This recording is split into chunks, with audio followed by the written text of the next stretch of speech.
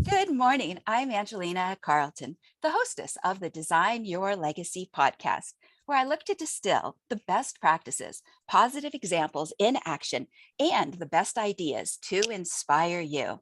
As today's affluent are two-thirds self-made, I hope to invite a variety of guests from many walks of life and income levels to bring you their insights and experiences. These guests range from family office professionals, Hollywood directors, as well as those in Generation Z, as they each contribute their thought leadership to the subject of legacy. I hope to provide interesting guests who challenge your beliefs with their strong bias towards optimism in how you too can value your life, time, and personal legacy. This morning, I have the honor of introducing Clint Arthur. He has shared the stage with Martha Stewart, Dr. Oz, Suzanne Summers, Caitlyn Jenner, Ice-T, and 5 presidents of the United States at Harvard, Cambridge, Oxford, the London Stock Exchange, NASDAQ, Mercedes, Porsche, Coca-Cola, Microsoft, AT&T, and the Royal Society of Medicine. His 21st best-selling book, Wisdom of the Men, is nominated for the Pulitzer Prize. He spends his time between homes in New York City, Los Angeles, and Acapulco, Mexico, where he lives with his wife of 20 years, Allie, and Nova, their billion-peso puppy. Welcome, Mr. Arthur. Thank you. Great to be with you. So, let's start with your book. Is that a good place to start, or where would you like to begin? I would love to begin with Wisdom of the Men. I'm so passionate about this book. It's a book. Normally, I would write books very quickly, but this book took me 7 years to get ready to write it. And I knew it was always going to be my big book. I always knew it was going to be my big book because there's so much heart and soul into it. I put my whole life into it, my whole heart and soul into it. And I tried to put all the smartest stuff that I've learned from all the most incredible people in the world that I've met in my life. And I've been very blessed to meet a lot of really incredible people. And one of the things I shared with you before we started our conversation today is that I really appreciated how you went back and you looked at some of the life lessons through each phase of your life. So, since this is a legacy podcast, what were or are some of the best decisions you've made in the last 4 or 5 decades when it comes to what I call, defining, developing, executing your legacy, whether you were aware of it at that time or not?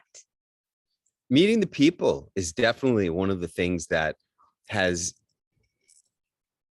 brought so much richness to my life and my legacy.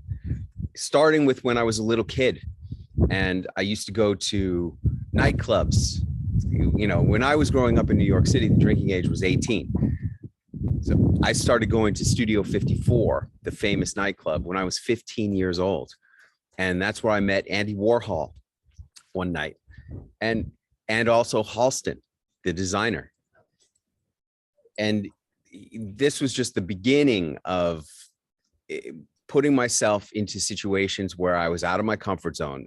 Like when your girlfriend says, hey, let's go to Studio 54, that's not exactly a comfortable thing when you're 15 years old. There's a lot of things about it that made me feel uncomfortable. When we got there, there was probably 1,000 people mobbing the street trying to get in. We had to go through all of those throngs of people to get to the front. And then when we got inside, everyone was so much older than me and all dressed up in fancy sparkling clothing. And then when I started going to that, but as you do stuff, it changes you. Yes. So it sounds like one of the lessons is that you started to trust yourself more in your abilities and to know how to handle brand new situations outside your comfort zone. Well, when I was on the Today Show, Brooke Shields said, you talk a lot about being comfortable outside of your comfort zone. And I said, life begins where your comfort zone ends. And she said, that sounds scary. And I said, when it's scary is when it's great. And really the lesson is, and I remember this very clearly because I was never comfortable. I would walk up to school. I would walk from my apartment in Midtown Manhattan to my high school, which was Stuyvesant High School on 15th Street and First Avenue in the old building before it moved. And I remember walking up to the school and feeling sweat on my upper lip and on my brow because I was always nervous and uncomfortable because I'm an introvert. But I have always, despite my introversion, I have always put myself into situations where I had to be brave. I had to go against and just hide and put myself out there, because I've always known that if I'm going to get anywhere in this world, it's up to me.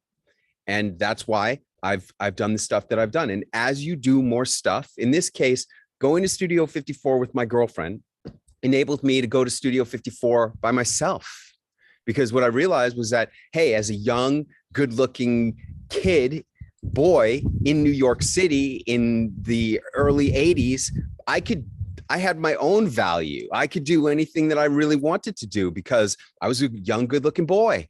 And they were happy to have me in the VIP rooms and in the private offices of these nightclubs, because that's what they wanted. And even though it started out as being very uncomfortable, I got some great things by participating in that stuff and getting out of my comfort zone. And that going out of my comfort zone has been a recurring theme that's served me really well. And I help all of my clients to do the same kind of thing. I help my clients to get way outside of their comfort zones. Wonderful. And it also sounds like your ability to learn from every situation has been an asset in your developing your legacy. One of my mentors is Tony Robbins. Do you know who Tony Robbins is? Yes. Yes. Okay. So, I talked about how when you start doing things, it's uncomfortable, but the more you do it, the more comfortable it gets. About 5 years ago, I got an email and it said, if I donated $25,000 to that I could be a VIP at their concert and meet the band and talk to them and get a photo with them.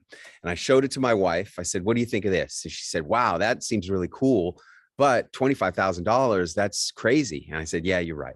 The next day, I got another email, and it shows you the power of repeat emails, even though I'm anti-email. And the next day, on a whim, I bought that $25,000 donation package, and I showed it to my wife. I said, guess what? We're going to see Mick Jagger. And she goes, you did not buy that $25,000 thing. I said, yes, I did.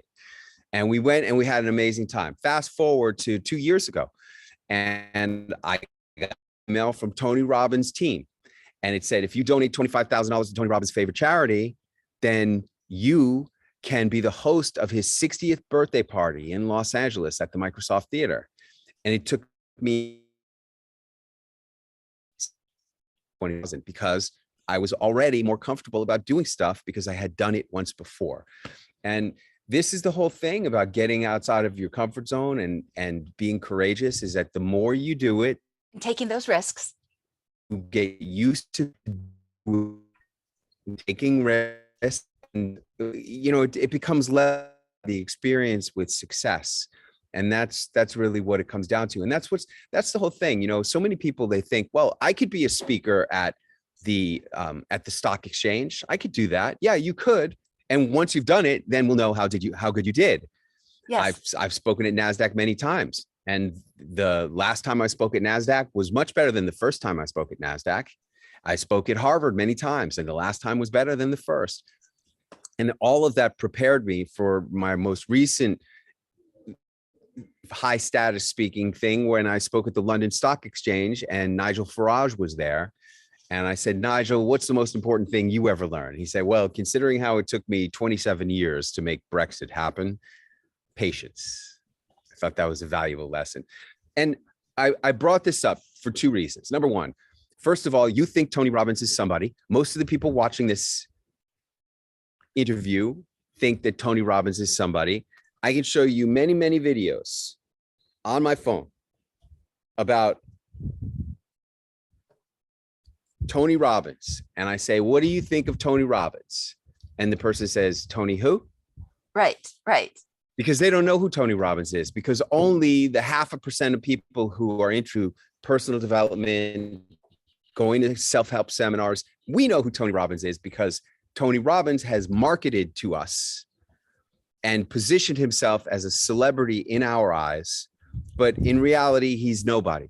To the general public, Tony Robbins is nobody. That's why I feel if Tony Robbins is nobody, I'm nobody. Even though you heard my impressive introduction, and I'm sitting here listening to the introduction, and It is quite impressive. I built that introduction for the Yes. purposes of making myself sound impressive to clients and prospects. And you know what? That is called being a celebrity entrepreneur. That's exactly what Tony Robbins does to you and me. And that's exactly what I do to my clients and prospects. I position myself as a celebrity in their eyes. I've done a lot of stuff. I've gone a lot of places. I've accomplished a lot, but I'm still the same person as I was when I was going to Studio 54 in high school. Wonderful. And I think one of the takeaways from your book, as I mentioned before, is that anybody, if they are perseverant and determined, can become a self-made success, because you had to overcome hurdle after hurdle of both naysayers or people canceling on you and so forth. So let me ask you, how do you define legacy now that you have reflected and was able to write this memoir of sorts? Well, if you go to my website, clintarthur.tv, you will see exactly how I define legacy. Your legacy is the sum total of the TV interviews that you do, the pictures of famous people that you take, the very important places that you speak, and the best-selling books you write and the awards you win. That's really what is going to remain. And I learned that by looking at one of my mentors. You've never heard of Arnold Culpelson, have you? I did look him up. I did look him up on the internet. Okay. Because I wrote about him in my book. Arnold Culpelson was the greatest celebrity entrepreneur of all time. He was the producer of a little movie in the 1980s, 1982. It was called Porky's. That was the 5th highest grossing movie of 1982. It was a teenage sex comedy. Then his next movie happened to be another one that you might have heard of called Platoon. It won the Academy Award for Best Picture. Then his next movie was Falling Down with Michael Douglas, and then The Fugitive with Harrison Ford and Tommy Lee Jones, and then The Devil's Advocate with Al Pacino and Keanu Reeves, and then Seven with Brad Pitt and Morgan Freeman, and then a $100 million film for Warner Brothers called Eraser with Arnold Schwarzenegger. The man was the king of Hollywood. Nobody knows who he was, except for the biggest movie stars in the world during his time in Hollywood, their agents and managers, who were the top agents and managers in Hollywood, and the guys who ran the studios, the presidents and CEOs and board members of the studios. They knew who he was because they're the ones who hired him to produce their movies and paid him millions and millions of dollars, making him and a lot of people he worked with very, very rich, but not famous. That's the difference between celebrity entrepreneurs and people like Harrison Ford and Brad Pitt. We're not famous. We're not celebrities. We're celebrity entrepreneurs. And I looked after he died in 2018, Arnold Culpelson passed away. When I was flying out to California for the funeral, I started thinking about how I had been influenced by this man and how he had gone on TV and he had spoken at very important places. And I looked him up on Wikipedia and I saw all the things that he did, and I related it to how I had accomplished many of those same types of things. And that is celebrity entrepreneurship. That's how you execute a legacy. That's how you know what a legacy is. You look at a famous person and you see, what do they write about that person? Those are the same things they're going to write about you. So you like how he designed his legacy? I like how he lived his life. I like how he positioned himself for high net worth success because of his positioning in the eyes of his clients and prospects. And that, I say that the marketing of who you are is 10,000 times more important than what you actually do or sell. Because what you do or sell is great, but if nobody knows what you do or sell, then you can't help anyone. So the marketing of what you do or sell is 100 times more important than actually what you do or sell. And then the marketing of who you are is 100 times more important than that, because one of my other mentors is a very famous person in the direct response marketing area. His name is Dan Kennedy, right? Dan Kennedy says, I knew I had a problem. My wife broke her wrist. I knew I needed an operation on my wife's wrist. What I did not know was who was going to get paid a lot of money to do the operation. And that's, so when you multiply 100 times 100 times, you got a 10,000 times more important result of who you are over what you do. And that's why executing that celebrity entrepreneurship is so important. And that becomes your legacy. Wonderful. Thank you for providing insight on that, because I think sometimes people don't understand how each individual has their own nuances around legacy and the what I might call the evidence that supports their view on it. So thank you. So you went to high school with Robert Downey Jr. And I think my dad actually went to high school with Harrison Ford, although Harrison Ford is not his real name, it's the stage name.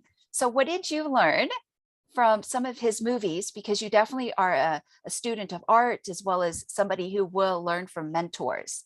It's a fascinating way Robert Downey's life explains its own lesson.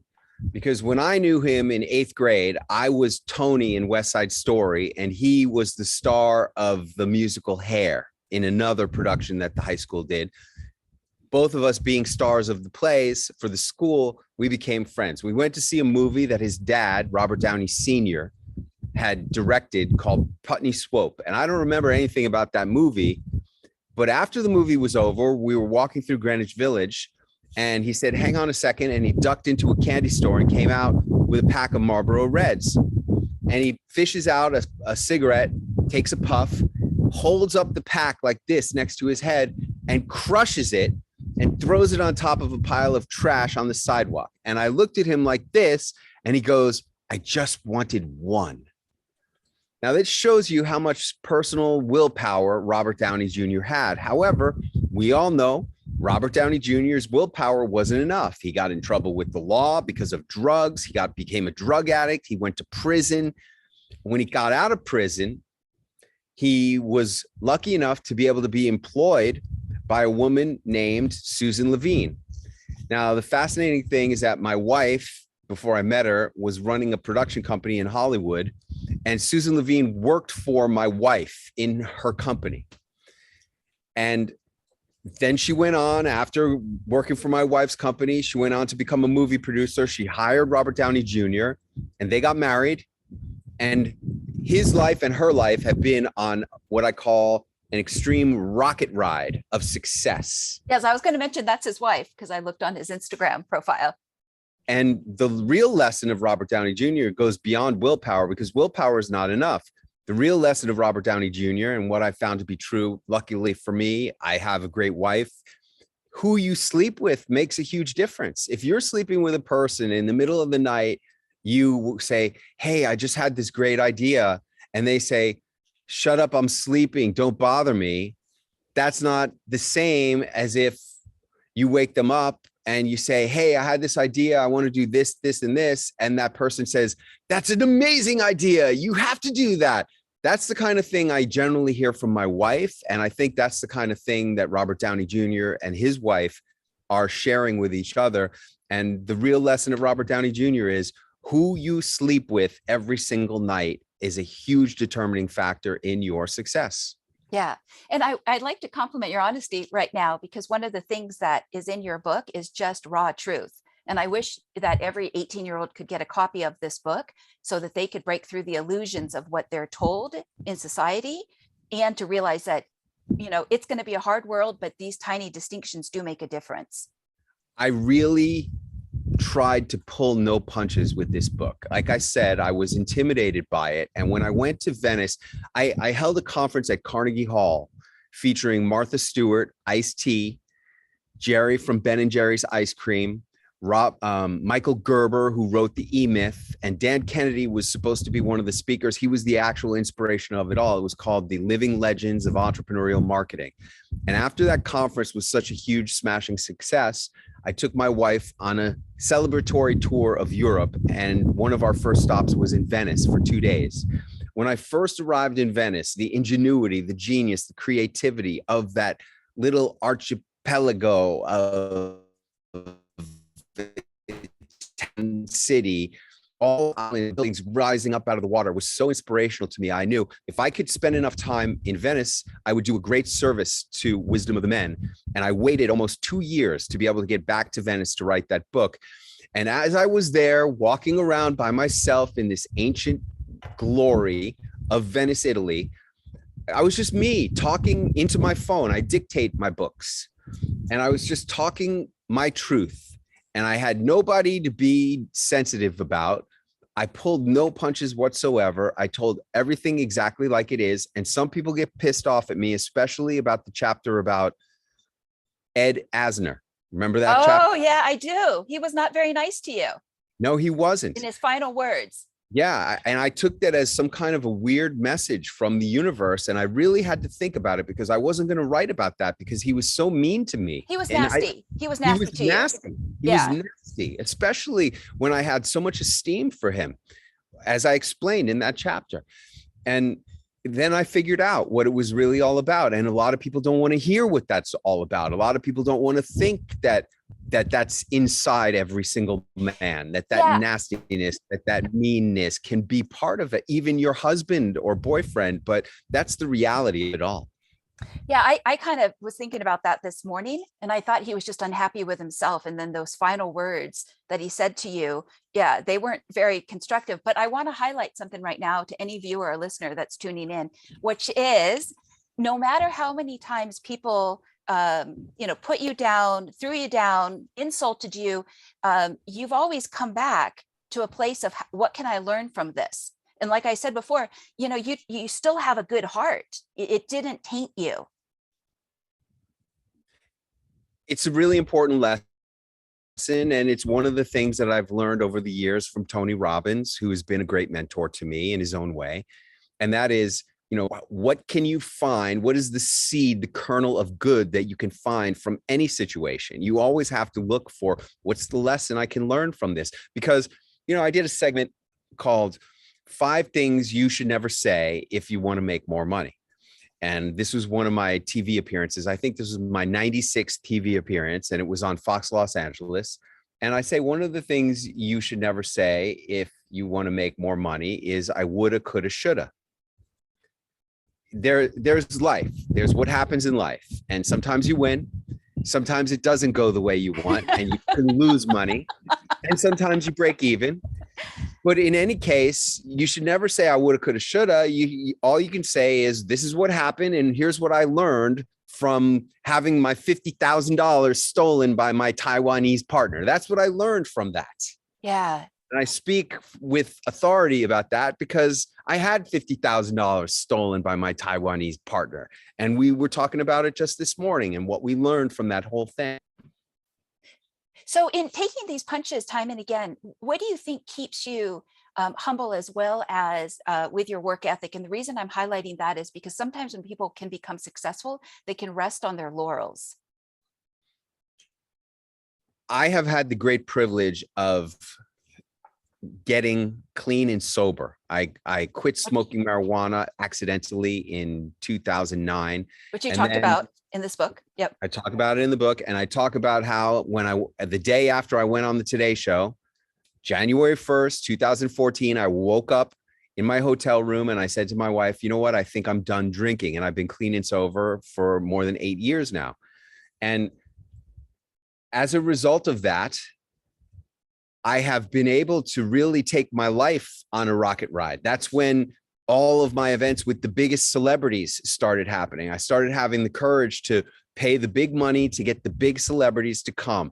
You don't get Dr. Oz and Martha Stewart and Caitlyn Jenner to show up without putting out a lot of money.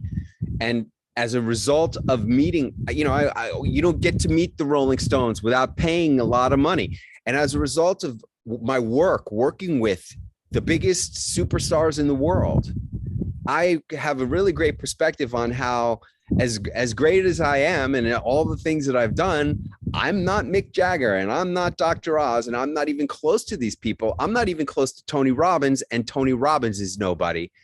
It's very easy for me to, well, not easy, but it's been very fortunate that I'm able to be self-aware. This is a thing I call situational awareness. I'm aware of my situation. I'm aware of who I am. I'm aware of what I've done.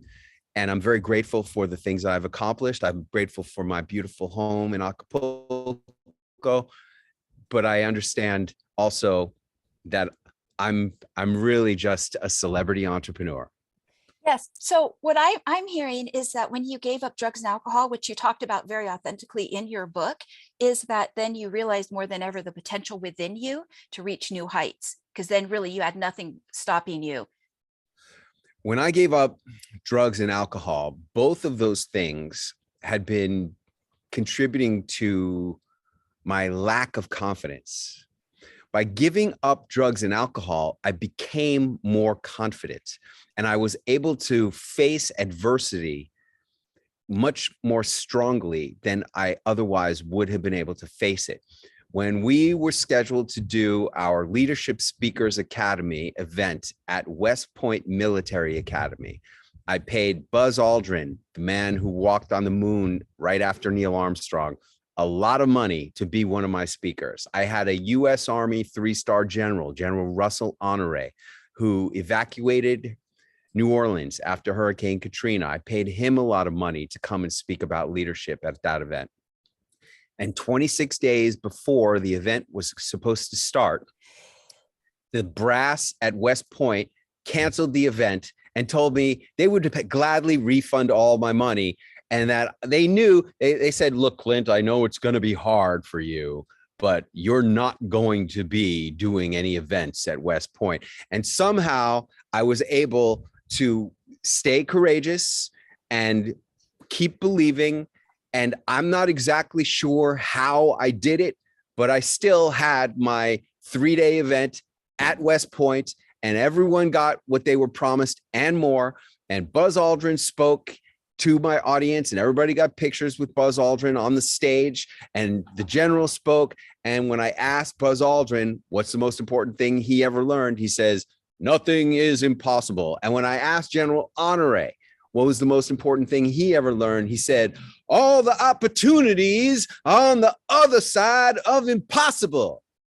And what I've really come to learn is that impossible is really just a barrier to entry that most people allow to enter into their mind. When you are told, no, that's impossible, you can either believe it or you can figure out how to create a workaround. And that's exactly what I've done time after time after time. And I'll tell you, we never thought that our event at West Point was going to be life-changing. We thought it was just going to be another seminar, just like everything else we had done. And it would be just one more, $1 million event that we were going to profit from. I had no idea that it was going to change my life forever, because once we were able to go up against the U.S. Army and triumph and deliver everything we promised and more to our people, that gave me so much more courage. And that's the same thing about like donating $25,000 to the charity. When you do these things, certain things in life change you. And it's those experiences and personal growth and changes that really is the richness of life. Absolutely. And I love how fulfilled you are today. I'm blessed. I really am. I mean, we came to Acapulco wanting to take a vacation during the 15 days to slow the spread. Instead of quarantining on the 13th floor of my apartment building in New York City, in my apartment, or in my loft in Los Angeles, we turned it into a vacation.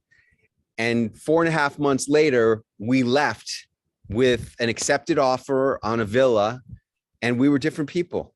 We were completely different people and much better off. The quarantine and COVID was the best thing that ever happened to us. So you're happy today, and that is wonderful. So let's turn the clock back for a moment to the days of driving the yellow cab. So what did you learn from that season of your life? Well, a lot of people ask me, do you resent chasing the Hollywood dream for 13 years and really having very little to show for it? In terms, I wrote 30 screenplays. I wrote 10 books. When I wrote my first book that I published with Penguin USA. Yep. Can I just interrupt for 1 second? Sure. Yep. Okay. I just want to provide a timeline quickly for any of the listeners, which is you had graduated from the Wharton Business School. You gave up an opportunity to work on Wall Street and you decided to pursue a Hollywood dream. And then you had driven a cab for 10 or 13 years, something. Okay, please go on. I just wanted to provide a bit of context. In 1995, my book was the big book of the summer for Penguin USA. And that's when I started driving a cab yellow cab number 6087 in Los Angeles. I drove it for 6 years because I spent the first 7 years of my Hollywood dream maxing out a whole big, huge stack of credit cards. And it, if you're careful and know how to pay one off with the other, it can last a long time. And that's what happened with me. But then I had a daughter and the money got spent much faster and I ran out of credit. So I started driving a cab. And people ask, I wrote 30 screenplays, 10 books. And people say, do you resent wasting so much of your life chasing a dream that never happened, especially in light of the fact that all my fraternity brothers from Wharton were becoming millionaires and some of them billionaires on Wall Street, managing hedge funds.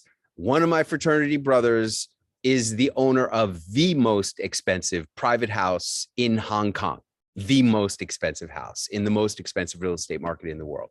And I say no, because what I learned from that process essentially was why they picked Brooke Shields to interview me on the Today Show when they could have hired a million different Columbia Journalism School graduates for free to interview me on the Today Show. They paid Brooke Shields a lot of money because of who she is. And they don't teach you this at Wharton Business School. They don't teach you this at Harvard Business School, because when I spoke at events sponsored by the Entrepreneurship Students Club of Harvard Business School, I asked the president of the club, does anybody ever talk about what I talk about at Harvard? He's like, never. When I spoke at USC's business school, my daughter was a junior at USC. I asked the professor of the entrepreneurship class I spoke at, does anybody ever speak about this at USC? She said, never. Who you are is more important than what you do or sell. They picked Brooke Shields because she's Brooke Shields, and they didn't pick all those journalism people because those people are nobodies. And that's why I say the marketing of who you are is 10,000 times more important than what you actually do or sell. Yes. So in order to get there, you had to work through getting judged. And that is one of the things that slows people down, oftentimes the pain of being judged by other people. So how did you get to overcome that? Because that stops like 90% of the world. It's a terrible thing. It will stop you. And Because it's painful. Well, you have to get up the courage to try to become somebody. That's really what it comes down to. And I was lucky enough to invest in mentors, and the mentor who early on got me to start realizing the importance of being somebody was Jack Canfield.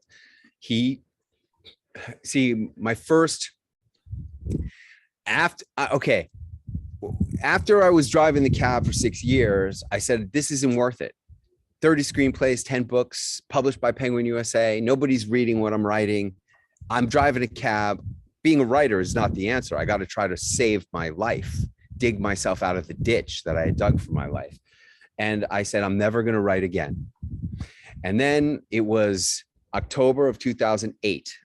From 2001 to 2008, I didn't write anything. October of 2008, I was at a men's self-help campfire, and the shaman points at me across the yellow and orange crackling flames. You don't know it yet, but you're already dead.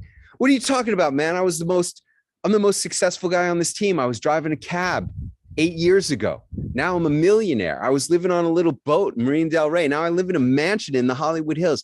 You're already dead. You just don't know it. And I didn't know what he was talking about, but I couldn't stop thinking about it. And I woke up on New Year's Day of 2009. It haunted your soul. It really did. I'd wake up in the middle of the night. I'm already dead. What does he mean? I didn't know what he meant. And I pulled out a pad and a pen to write down my list of goals for the year, like I've been accustomed to doing once I became successful as a businessman, instead of trying to be a writer. And I asked myself a question inspired by the shaman. I said, maybe the guy is right. Maybe I am already dead, or maybe I'm going to die at the end of this year. I don't know. What if this was going to be the last year of my life? What would I want to accomplish? And that was a really key thing, because I was still smoking pot at that point. I was still drinking a lot. So I still had confidence and self-esteem issues. But by asking myself what I would want to accomplish if this was going to be the last year of my life, it broke me through a lot of the fear, doubt, and procrastination that had been holding me back. Yes. And the first thing I wrote down on the list of what I needed to do was write my book about what I learned at the Wharton Business School that helped me to become successful. I stopped being a movie star.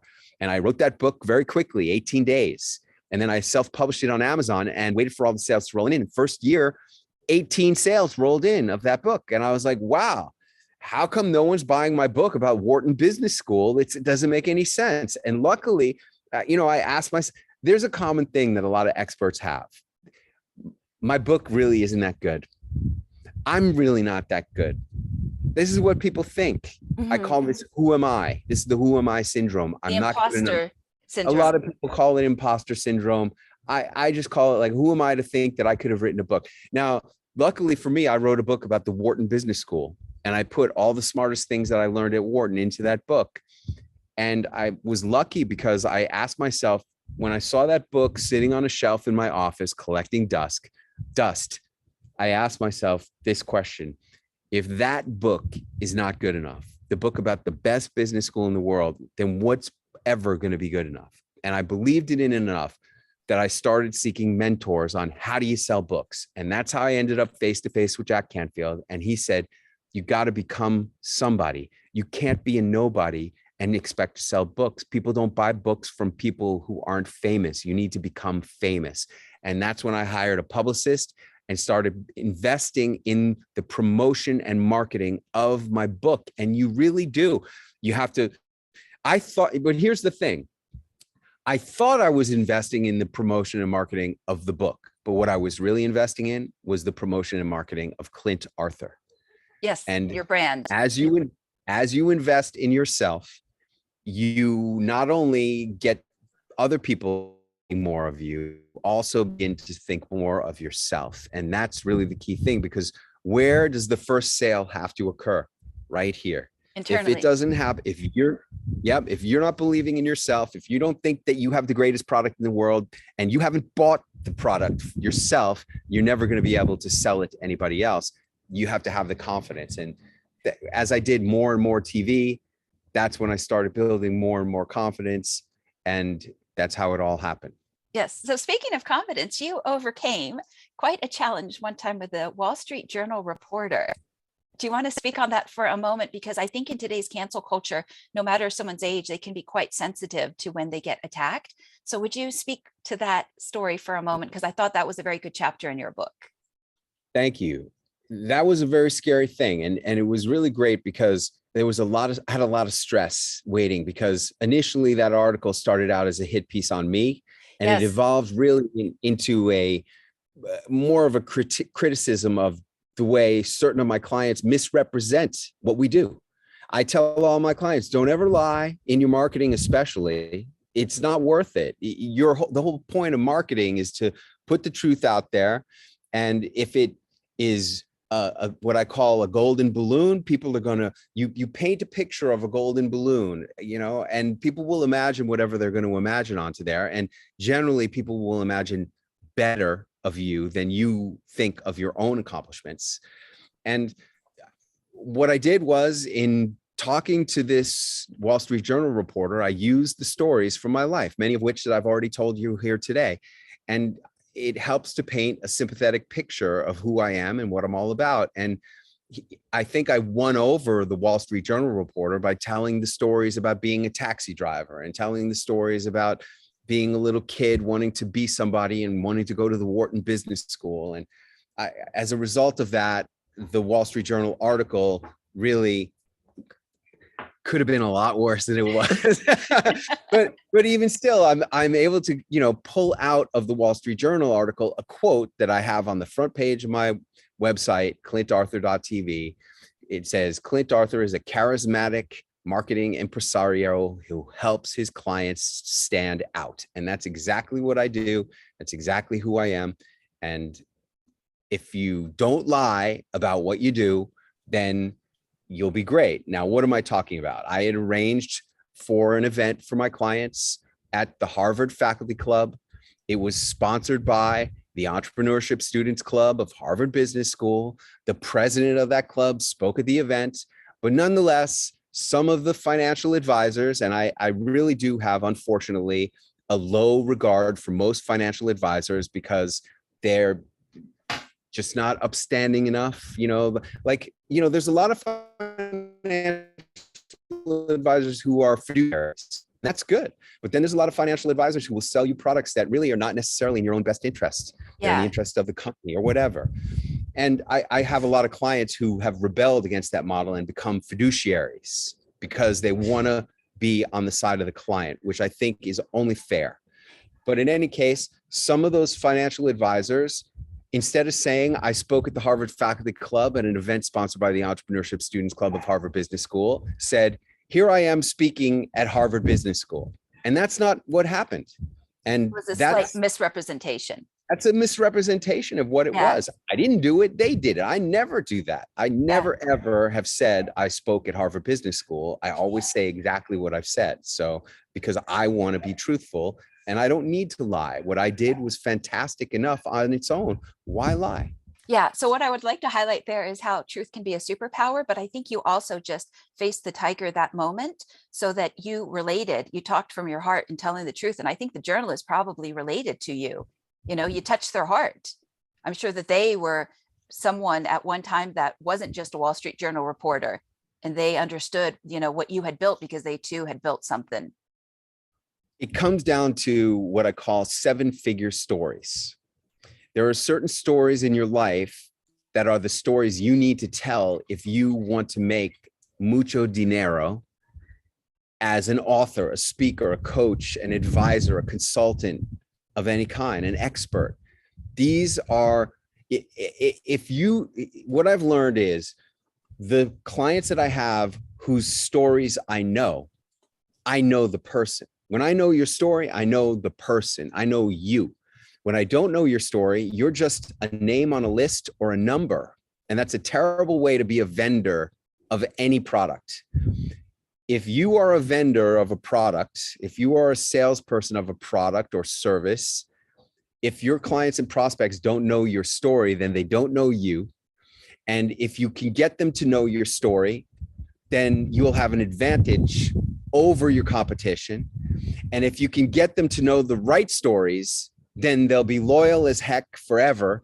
And they'll pay you lots and lots of money because they'll really trust you, because trust is the key to making high dollar sales. Yes. And by selecting the correct stories from your life, those are the 7-figure stories. And if you can stack 2 of those stories together, oh man, that's what I've been essentially living off of my campfire story with the shaman, and also driving a taxi on New Year's Eve of the millennium and finding out about my biological father not being my biological father. These are the stories that I have to put into the book and I have to put into the interviews because, you know, They're what make you human. and when people know your stories that show you as being human and vulnerable, then they trust you and they're willing to give you a lot of money. Yes. So before I ask you where people can buy your book, what values do you get to honor today as you develop and execute your legacy? Hard work. Dan Kennedy says, rich people work hard. And I was never sure if that was a good idea to display to my clients and prospects that I'm a hard worker because I'm a celebrity in their eyes. But I asked Martha Stewart, do rich people work hard? She said, every rich person who was a self-made rich person that I've ever known has been an extremely hard worker. Then I asked Ice-T, Ice, do rich people work hard? He said, man, you'll be on the yacht party, partying on top of the boat. But the guy who owns the yacht, he'll be downstairs making business calls. Rich people work hard, and I've been an extremely hard worker. And by quitting drugs and alcohol, it's given me more time to work. It's essentially given me a whole nother 40-hour work week because I used to be drinking and smoking. And instead, now I can be working. So hard work is one of the values that I embody. I also embody believing in yourself. You know that who am I is going to come up. You're going to always think, who am I to think I can do that? Who am I to think I could do the other thing? And you just have to believe that you're going to make the best decisions that you can make in the moment, and you're going to figure it out. And finally, I would say the value that nothing is impossible. And overcome many of the challenges that you read about in Wisdom of the Men. It's only helped me to understand that really, truly nothing is impossible. Wonderful. Where can people buy your book? And then I'll close out this wonderful podcast conversation. Amazon.com. Type in Wisdom of the Men, Clint Arthur. Wonderful. So, Clint, I just want to thank you again for being a straight shooter in your book as well as in this interview. I know that you are willing to be generous regarding the lessons that you have learned in this life for those who are willing to hear it. And I think that this is a gift that you are bringing, not just in your own personal development, that you embraced and faced what you needed to do, whether that's internal demons inside or just all of the obstacles that are outside of one when they're on this journey of making their life a legacy compared to just settling for a tragedy. So I just want to thank you so much. It was a pleasure to meet 4 or 5 years ago at the Family Office Club. It's a pleasure to connect again in 2022. And I thank you very much for your time. Thank you, Angelina. Okay, so to anyone who's listening, please like and subscribe. We hope that you enjoyed this conversation, and we look forward to connecting again next week. Thank you so much for joining.